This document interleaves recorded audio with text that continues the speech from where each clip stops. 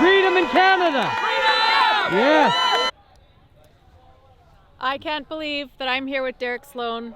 This is a dream come true. Maxime Bernier's here, Derek Sloan's here, a bunch of freedom fighters are here. Somehow I got invited to today, and I'm so ecstatic. I went up to Derek and said, "Hi, I'm Odessa," and for the last half an hour he's listened to what I think about Canada, and it's been amazing, and he was willing to do a live, and so thank you. I'm glad to be here. Thank you. Okay, so I'm just going to turn and interview you now. Let me just turn this around. Sure. Derek, if you became the leader, would you end the lockdowns? I would. And I mean, there's some complexity to that because the lockdowns are provincial decisions, but absolutely the federal leader needs to take charge of the approach to COVID here, and the Liberal government has done nothing. They have not done any research into alternative treatments. They have not. It would be very easy for them to sanction, to promote some of these other promising treatments, and some people say, well, you can't use ivermectin or this or that because it doesn't have the evidence. Well, there's a lot more evidence for ivermectin than there were for the production of these vaccines, right?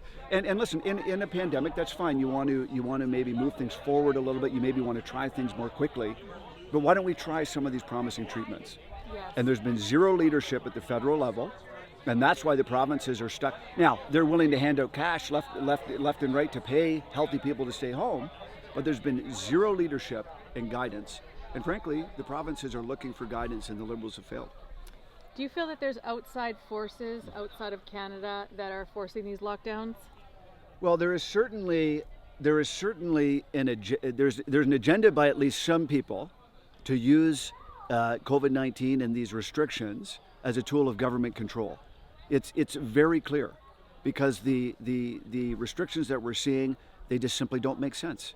You can't, you can only have 10 people in a church if you're doing a church service, but you could have 50 people in there if you're doing a political meeting, or 50 people in there if you're doing Alcoholics Anonymous. I mean, we are seeing, or 500 people if it's Costco. I mean, we are just seeing, the only thing that seems to please some of these people is more lockdowns. More like if the first 4 lockdowns didn't work, it must be because they weren't draconian enough. I mean, this is something that is just it boggles the mind. And not everyone who's in favor of lockdowns is, of course, involved in some movement to destroy Canada. But there are people who seemingly are using this as a method of control. And some governments, and the government seems to enjoy it. Yeah. What do you think about the health passports, the jab passports to come in and out of Canada?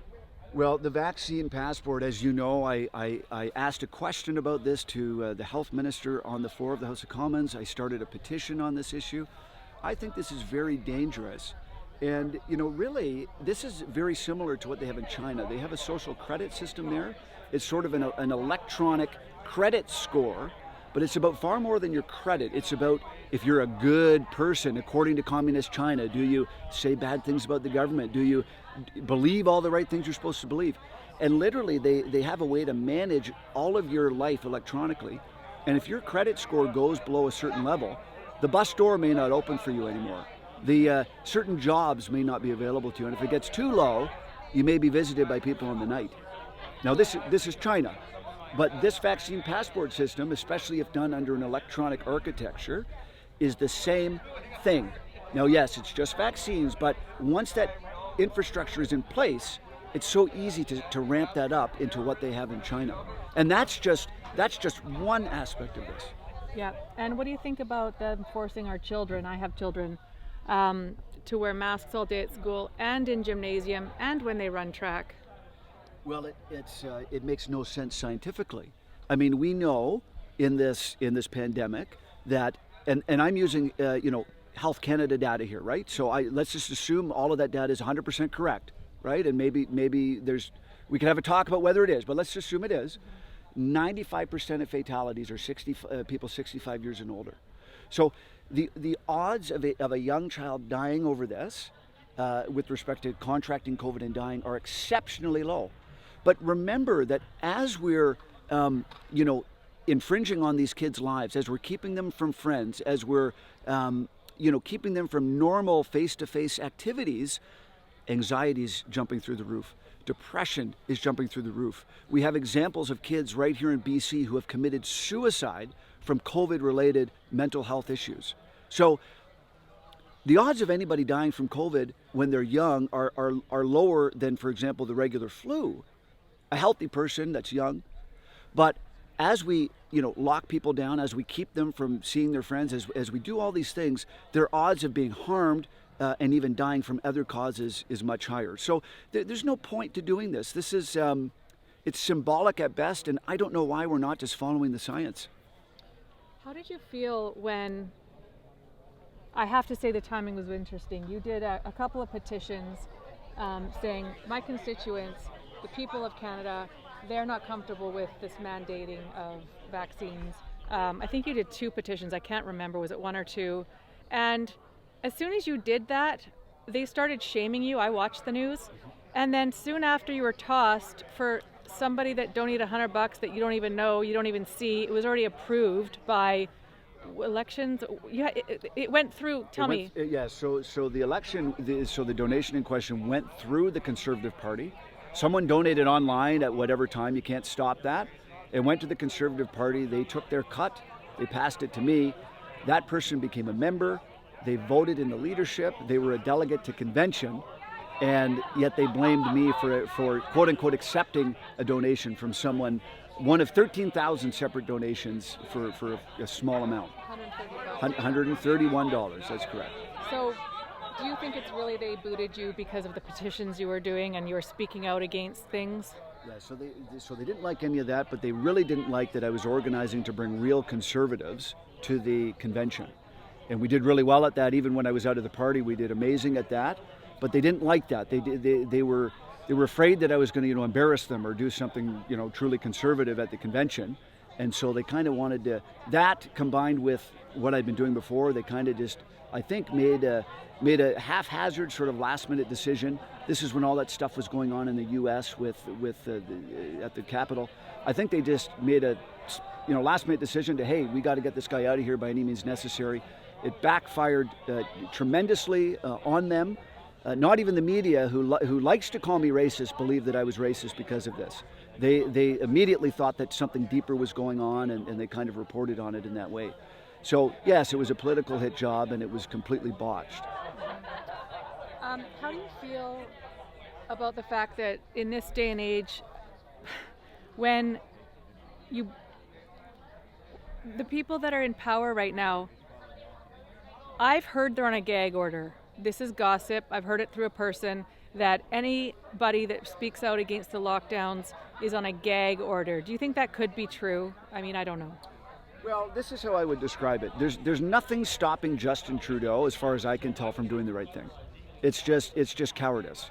When it comes to other MPs, there is a very kind of strict sense of party discipline, where it's pretty kind of expected that if you do things kind of like I do, your days may be numbered.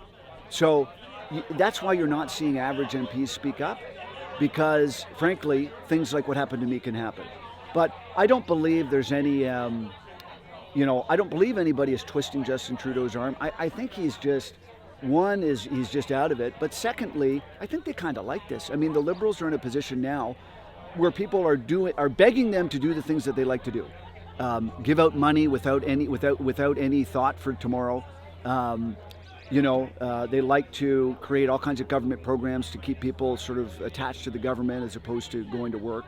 So I think they kind of like this, and they like the fact that they're doing well in the polls. So they don't in any way want to buck the trend. They just kind of want to go along for the ride.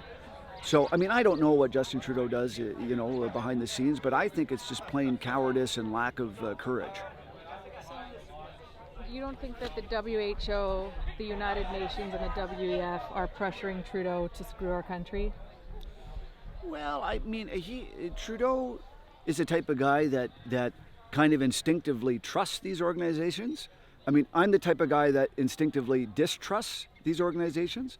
So I think that he's inclined to listen to their advice. He's inclined to hire people like Dr. Theresa Tam, where I would be inclined to fire people like Dr. Theresa Tam. So he's kind of into that. You know, and he's willing to listen to their advice. I mean, I think there's plenty of evidence to suggest that there's other things that we could be doing, but I've stopped trying to figure out why other people are so foolish. I just worry about myself, and I'm not even sure what to say about them. Okay. Well, Derek, my battery's about to die. I didn't bring my charger.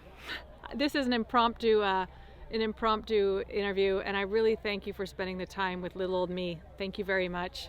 Glad to do And it. thanks for inviting me. Thank you. Well, other people invited me.